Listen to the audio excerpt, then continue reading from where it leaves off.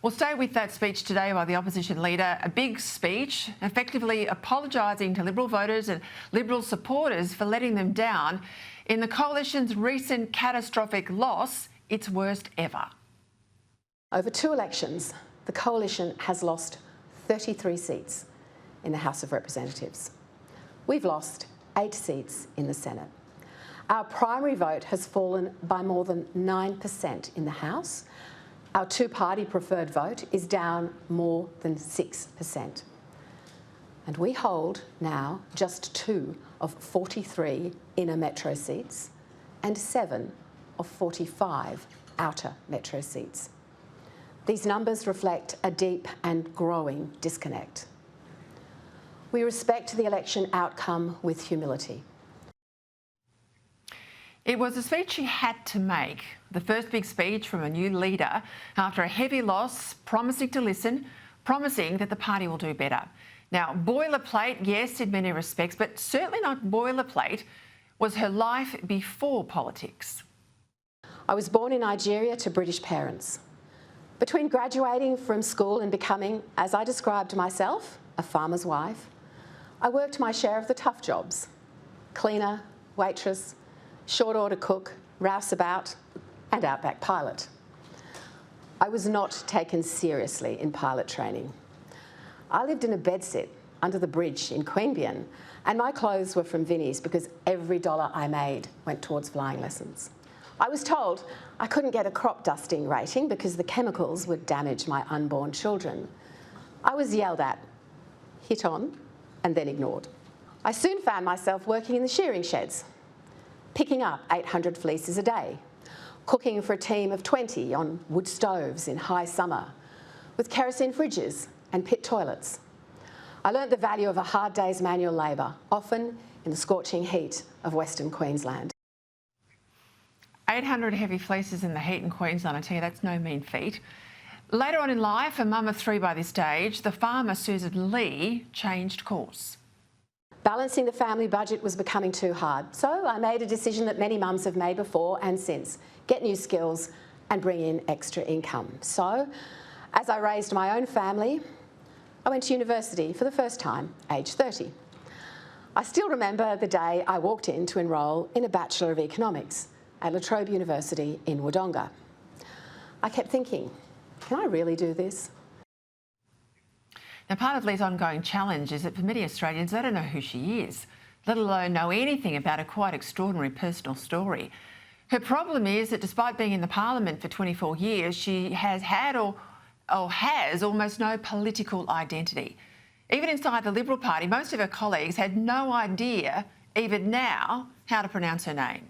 Now, in part, this is because she's the new leader, and the reason she is and was elected new leader is that the party felt it had to have a woman, and to overlook her as the former deputy to Dutton would only compound their electoral woes.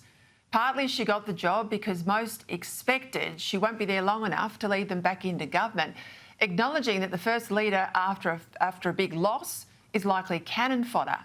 And partly she won the leadership because she's never really upset anyone enough to make any enemies.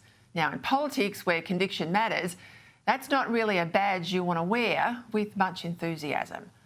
But all of that to one side, today's first major speech by Ley to the press club was a well-crafted, if a little over-rehearsed speech in a bid to introduce her to Australians.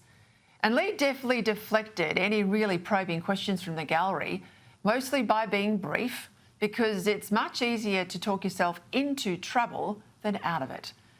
Now, for me, to be honest, there was not nearly enough economic narrative in what she had to say, and too much focus, I thought, on social policy, areas that sold her short, unfortunately, as a woman leader rather than as simply the leader. Now, that's not to say she should ignore the qualities that women bring to leadership or apologise for them. But I want to see leaders almost stand apart from their gender, as Thatcher did. A great leader who happened to be a woman, definitely not someone defined first and foremost by her sex. Ley's speech today was a good start, but there's a huge mountain to climb if the coalition, and the Liberal Party in particular, is to be competitive at the next election. We will do the hard work to regain your trust and earn your support in 3 years' time. the Liberal Party will have the honest conversations we need to. And to create the contest with Labor that's needed to win elections. She did very well to humanise herself and to let the public know the kind of person she is, especially alluding to some of the family challenges she's faced. I want the women of Australia to hear me when I say to them, as a national leader, I understand the fear you feel when you go for a walk alone, because I have felt that fear too. I understand the pain that comes with coercion and control, because I have felt that pain too. Now, in terms of policy, there won't be just the standard review of the election, she said. There'll be a much more fundamental review of what the Liberal Party stands for and who it represents. Plus, there'll be an energy and emissions reduction working group. As part of that policy development process, we will establish a dedicated coalition working group on energy and emissions reduction policy.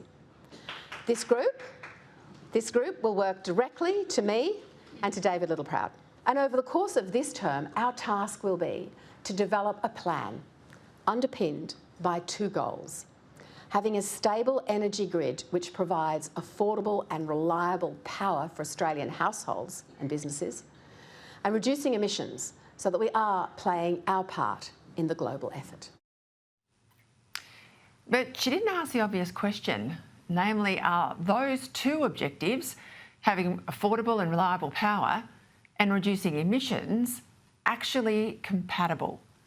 Now, my fear is that the Liberals will try and bury the debate via this review, given Lee's statement today that she expects it to run right up until the next election. So beware, it doesn't look like net zero's even up for debate under Sussan Ley. But it wasn't all reviews and studies. She committed, she said, to retaining the policy to spend 3% of GDP on defence, even though this quantum, late as it was announced in the election campaign, has already been superseded by the Trump administration demand that key allies spend at least 3.5% of GDP on their military. Indeed, today around the NATO table, that's now up to 5% of GDP when cyber defence and intelligence is included. Understandably, the new Liberal leader's trying to be as inclusive as possible, repeatedly stressing that she wanted the party to, quote, respect, reflect and represent modern Australia. And look, I agree with her that the Liberal Party needs much more women in its ranks. But in the end, what the Liberal Party needs most is strong policy and strong personnel, regardless of the candidate's gender. Take the example of the seat of Goldstein that the Liberals won. In fact, it was the only seat they won at the May election. Tim Wilson won that seat, he's a bloke, against a Teal woman, upending the idea that only a Liberal woman can beat a Teal woman. And he did it by engaging with local people and running hard on the coalition's nuclear policy and against Labor's policy to tax unrealised capital gains.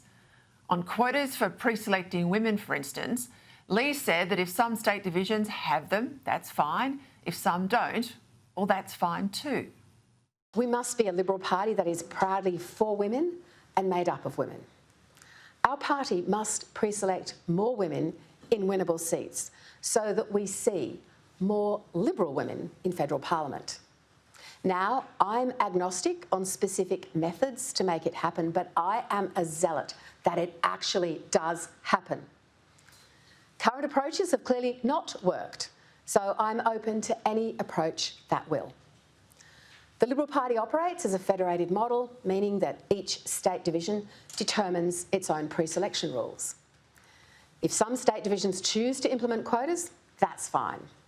If others don't, that's also fine. But what is not fine is not having enough women.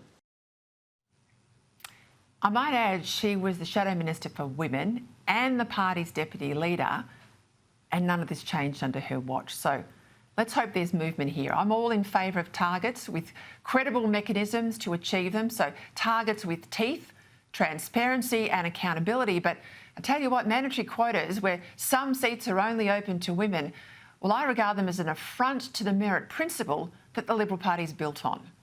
Now, for a brief time, new opposition leaders can get away with sitting on the fence. But well before the next election, the coalition will have to deliver credible policies on difficult issues. Now, that'll mean upsetting some colleagues and disagreeing with vested interests and being prepared to have fights rather than just agreement. Some of them will be big internal fights too, because you can't be all things to everyone and stand on principle. Sooner or later, leaders have to take sides, something Sussan Ley was scrupulous today not to do. Indeed, today's first question was about the feral factionalism that's currently tearing apart the Liberal Party. Here and now, can you tell us how destructive you think this factionalism is, especially in your state organisations, and what you intend to do about it? And look, Ley, as party leader, had surprisingly little to say today about this, except that she'd extended the intervention into faction-riven New South Wales. I supported the intervention that my predecessor put in place. Good work was done by that panel. We've now got a new committee that is taking that work forward with a new constitution, rules.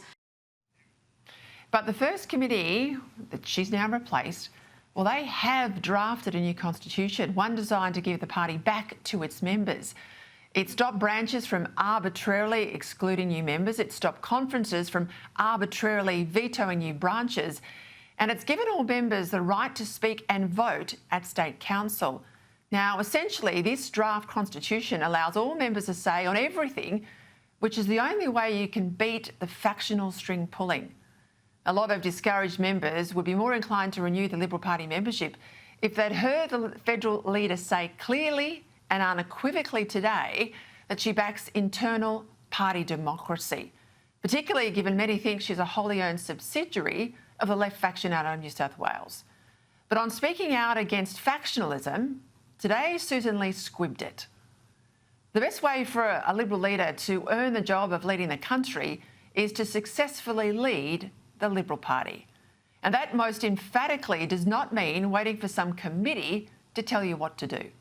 So marks today for effort and plenty of marks too for her personal backstory, but policy substance is where the voters' judgment will be made, and that's the big job ahead for the Liberals.